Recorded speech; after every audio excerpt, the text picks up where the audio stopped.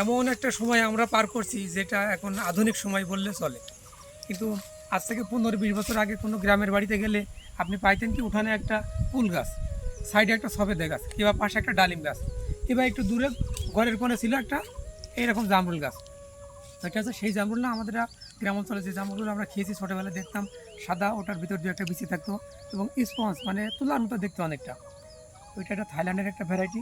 এই জামরুলটা কালারটা বেশ সুন্দর, রেড কালার, আর এটা 12 মাস হয়, খুব লোভনীয় একটা কালার, আর খেতে কিন্তু বেশ মিষ্টি।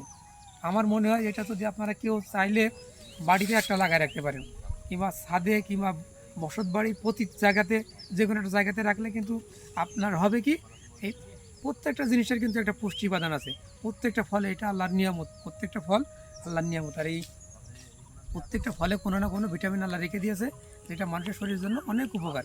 এটা খেলে কিন্তু অনেকগুলো রোগ প্রতিরোধ শরীরের জন্য তৈরি করে। আর এটা তো প্রচুর ভিটামিন।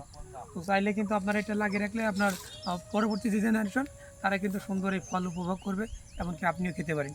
আর বর্তমান সময়ে এটার কিন্তু চাহিদা দিন দিন বৃদ্ধি পাচ্ছে, কারণ এটা দেখতে বেশ সুন্দর, আর হয়ও 12 মাস। আমরা গ্রাম অঞ্চলে, গ্রামের বাড়িতে যেগুলো করতাম, সেগুলো বছরে মাত্র একটা সময় যে পাওয়া যেত, আর এগুলো কিন্তু 12 মাস হচ্ছে। তো আমার মনে হয় যে আপনারা চাইলে কিন্তু এটা কিন্তু লাগাতে পারেন, বেশি না, 1 পিস হইলে বাড়িতে লাগান। ধন্যবাদ সবাইকে।